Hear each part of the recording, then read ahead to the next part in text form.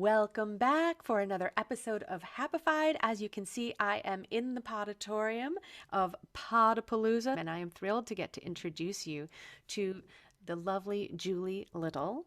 Julie follows the spiritual teachings of Buddhist Thich Nhat Hanh and shares her mindfulness and meditation practice with others, and has recently released, or we'll hear a little bit more about her book, Light on the Pond Scum, a memoir. Living in a stressful world doesn't mean you have to give up on happiness. Instead, you can shift your perspective of stress and discover how to live your life in flow.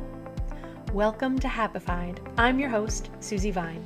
Join me for inspiration and interviews with folks who are shining their light in the world in the areas of positive mindset, health, and wellness. I'm so happy to have you here. What if you could maximize your meditation practice with a tool that maximizes your time and attention with images and affirmations carefully selected to boost your positivity, to help you integrate your intentions into your subconscious? I have a special gift available for you. Visit happifiedlife.com and click on the Start Off Happy button to take a look at the phenomenal technology created by Positive Prime that uses neuroplasticity to literally wire your brain for more happiness, higher productivity, better relationships, and greater success. Head over to the happifiedlife.com page to start off happy with Positive Prime. Enjoy it free for 30 days. So, thank you, Julie. I appreciate you jumping on air with me. You are very welcome, Susie. It's great to meet you, and it's fun for me to be here. And I love talking about this. I'm new to being a certified life coach with Mind Valley. It actually just was like Friday, that I finished that months-long program. So I am a certified life coach. I kind of started out as a health coach, and so it's sort of a shift for me.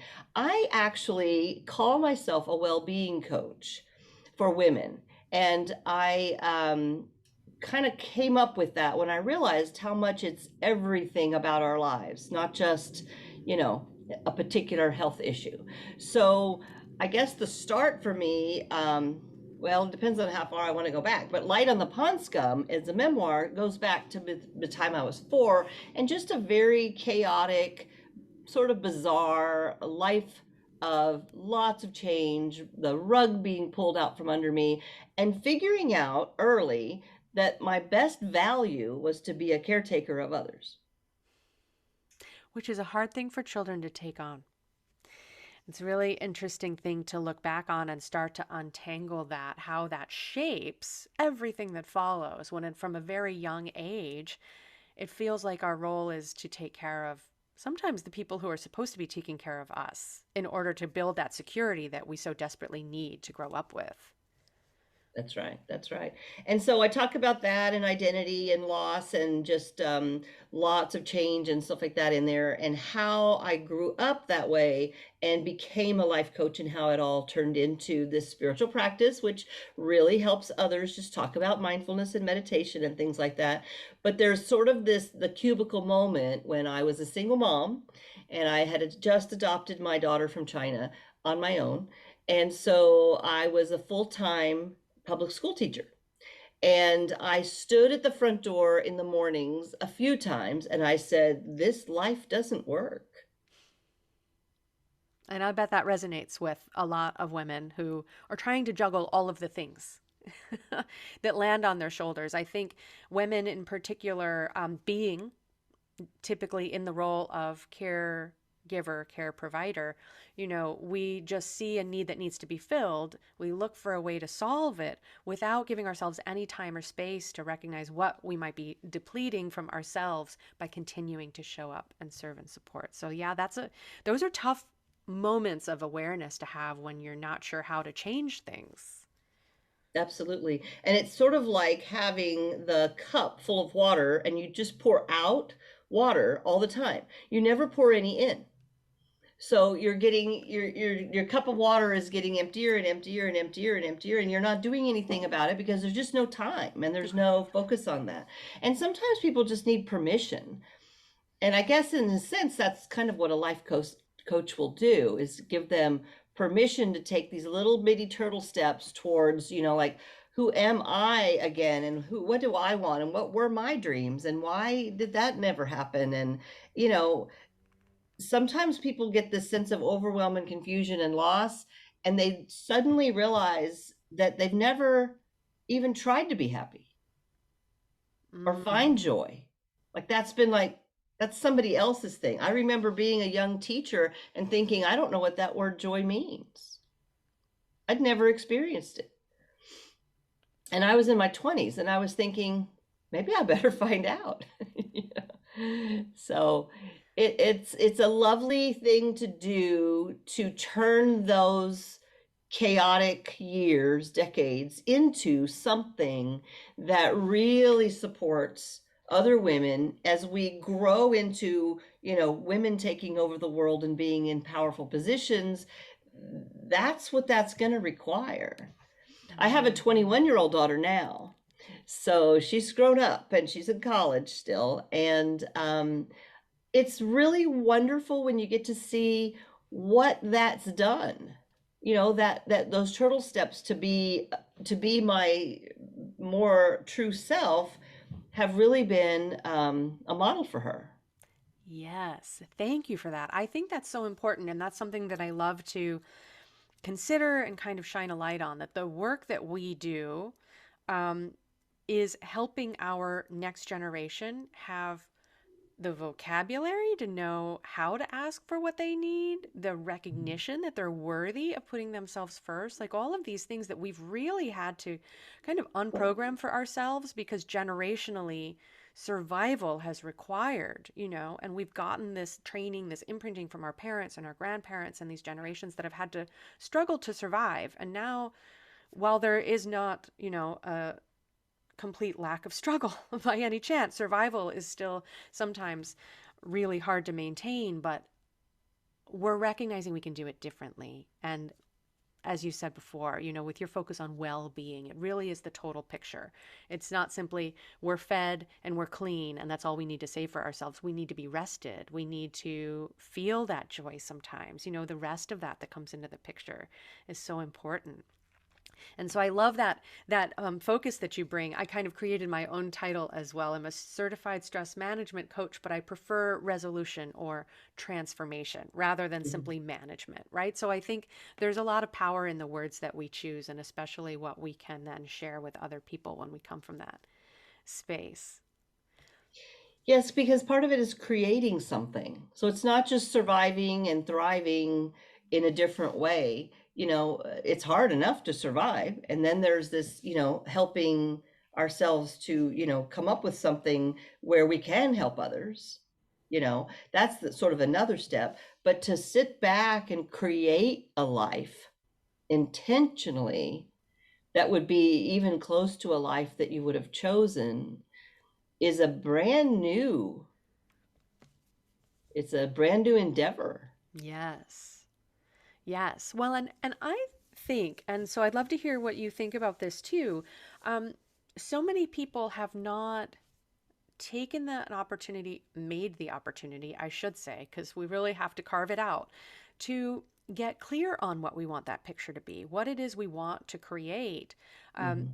because many times we grow up with a picture kind of painted in front of us, right? What our parents Mhm. hope for, what our teachers tell us we excel at, and that's what we should spend more time or energy in. And so, Mhm. how do you, with your clients, help them learn how to do that? Very good. That's a great question. So I have a program called It's My Turn. And so it's sort of like it's my turn to go from depleted to delighted, right? And so it's a great 5-step process that I do usually with a one-on-one client over 12 weeks. But in the summer, starting soon, I'm going to offer a 5-week group. And so when you do it in the group, you do it the same way, but with little videos and then Q&A with me. And it's like leaning into what lights you up, but it's also honoring yourself.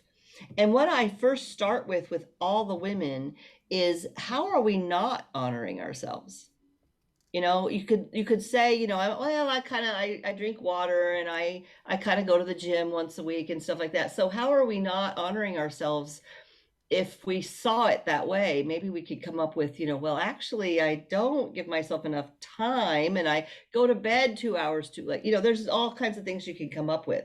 But Right. then we look at possibilities that come from the light, what lights you up, and the honoring ourselves. And then we listen to our inner guidance. We talk about how that works. How can we listen to our inner guidance a little bit better? If you did know the answer for what your next step should be, what would it be? Love that And question. then the power of gratitude is part of the ending of how to manifest, of course, what you're saying you would want. Like, you're not going to just make a list of what you want and then drop it. You're going to stop and look at what you already have and how that feels. And that gets you started on what's next. All throughout, we talk about well-being. Throughout, like, what are the ways you take care of yourself? So in those 5 steps or the 5 weeks, at the end, there's a roadmap for what to do. And the roadmap comes from what I hear you say when you're in my group or in a one-on-one setting. Mm, So it really is just enough to get you where you go, aha, this is what I haven't been focused on. And this is what I'd like to choose first and second and third to try. yeah. Yeah. And come with that childlike, bring curiosity back to it, that, Yeah. sense of exploration. And I love that, that roadmap is created from their words. You're reflecting back to them. And I think that's the power, kind of the superpower of coaching and also working through these programs, is because I have a friend who says, you can't read the label while you're inside the jar, right? And sometimes we're hard on ourselves. We can't answer these questions that seem like they should be simple, but we're in it. We're in the weeds. And so to have that reflection with your experience, is such a kind of a head start. Definitely gives them a leap over the turtle steps, right? Like, oh, okay, yeah, that resonates with me, as they learn what really does feel aligned. Right. And that's so empowering. And that takes me back to something else that you said, and I think is maybe a sticking point for a lot of people. So, in your work and with your appreciation and practice of mindfulness, I feel like a lot of people hear that and say, "Nope, I can't meditate. I tried it. I'm terrible. Tell me what else I can do." Do you have any advice or support for people who are like, "Nope, tried it. No, no, not for me." Yeah, yeah, absolutely. So I have on my wall, mindfulness helps you fall in love with the ordinary. And that's a Thich Nhat Hanh photograph and quote. Um, I've taught meditation online and in person, and I know what you're talking about. I really do. People come and say, yeah, I tried sitting quietly and I can't do it. And what I say to them is, that's not all there is. You know, Thich Nhat Hanh created walking meditation, but if you think about it, washing dishes is a dishwashing meditation. And when you're driving in the car, it's funny, I've had most of my really cool ideas, like matchmaking this couple who's now married and things like, I mean, I'm not a matchmaker, but things that were outside the box because I drive without music. I don't have any podcasts or anything playing while I'm driving, so sorry, but I have silence. And so that to me is driving meditation, and walking meditation. I can just walk slowly through my house. There's many different types of mindfulness that are not what you think of as, oh my God, I'm staring at my navel.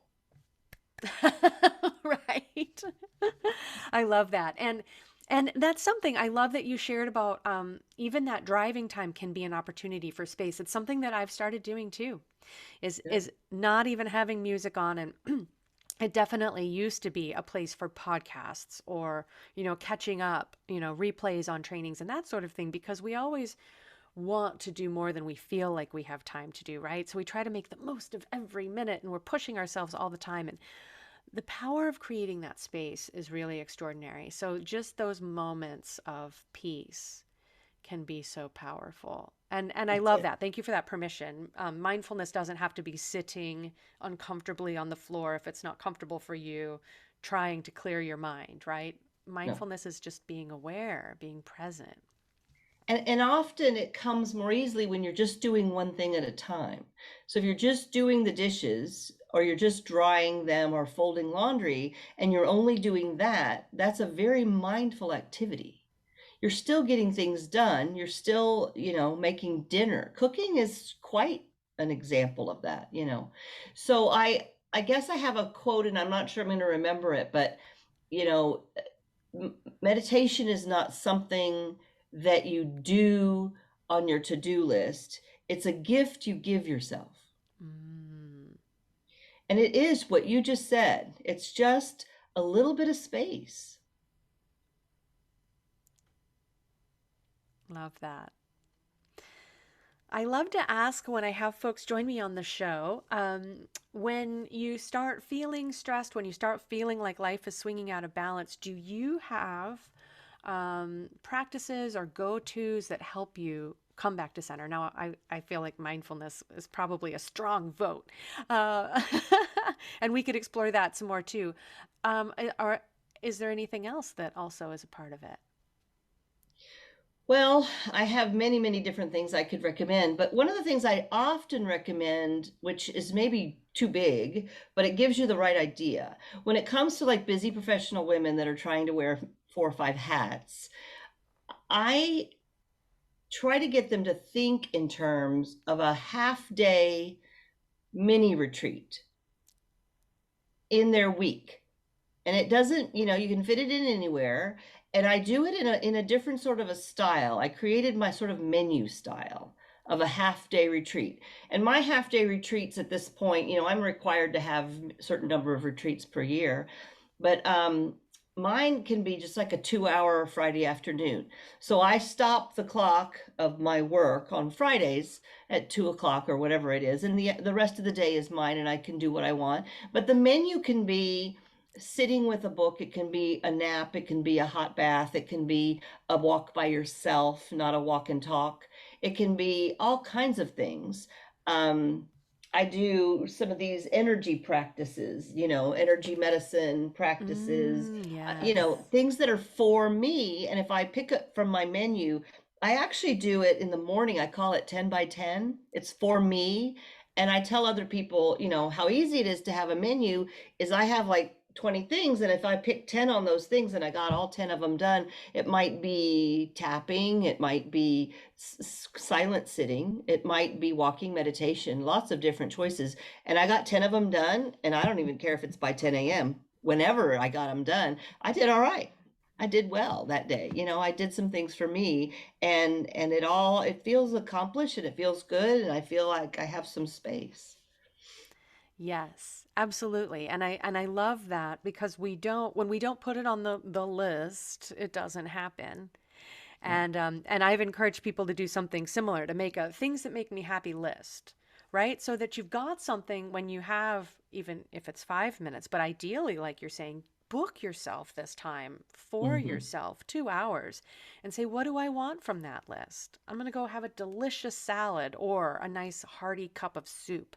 What's nourishing for me? Self care isn't all those things that are marketed to us, but when we can draw from that list or we know the menu that serves us, that takes a little bit of pressure off. And then it's fun. It's like, oh, today I want this, and that sounds Mm-hmm. perfect for me Mm-hmm. too, Yeah. because I deserve I, it. and it's not doing for others. That's sort of what it isn't. It's not on the computer. It's not this. It's not all kinds of things that you're wanting it to not be, because that's your normal. That's your all the time. But a lady that was a client of mine in the short program, like the 5 weeks, she started having little pieces of paper and she would draw one in the morning and say, today, before my husband gets up, I'm going to do one of these things. And it was like knitting and creating things, but all by herself and not for anyone. She was a busy grandma with a new husband and all this stuff, but she got to do something just for her that she drew out of a little hat every day on a piece of paper. And it made her feel like her day was hers, even though most of the day wasn't. Yes. Yeah. And that perspective is so powerful. When we do find those little ways to put ourselves first, to make it a delight. Yeah. What's it going to be today? Let it be a little bit of a surprise. You're going to like everything because you got to make that menu. Right. Right. It's all good. Yeah. And the Beautiful. permission to deserve it. And then I guess in the program, the accountability to not just let it slide, but to make it happen. We do need that. It's easy for life to get loud and come back in and take center stage again. So that support to keep ourselves on track, to keep ourselves centered is really tremendous. Please tell folks how they can find you. We will have links in the show notes, but just in case they are doing more than one thing at a time, listening and doing. Well, my information online would be under jewelsofwellbeing.com. And my email is julie.little52@gmail. And I'm on LinkedIn as my name and a lot of other places, YouTube channel and Instagram. And so I'll have all those links for you. Marvelous. So we will have those in the show notes, and I'm so grateful to have you with me. Thank you for sharing your insights and pearls of wisdom. And I hope people do take a look, check out the book, Light on the Pond Scum, a memoir. I think it's a lovely perspective, and I bet a lot of people can really relate to coming from a childhood full of change and Mhm. looking to find that, whether you like the word balance, whether you like the word harmony, whatever serves us moving forward. So thank you Right. for what you do. Thank you. Thank you for what you do as well. I appreciate being here. Take care. You too. Take good care. Thanks for joining us today. To learn more about living life with less stress and more flow, visit happifiedlife.com. Subscribe on your favorite player to catch the next episode as soon as it's out. Sharing really is caring, so please rate and review the show while you're there. And if you know someone else who would love it, please pass it along. Until next time, my friends, keep on shining.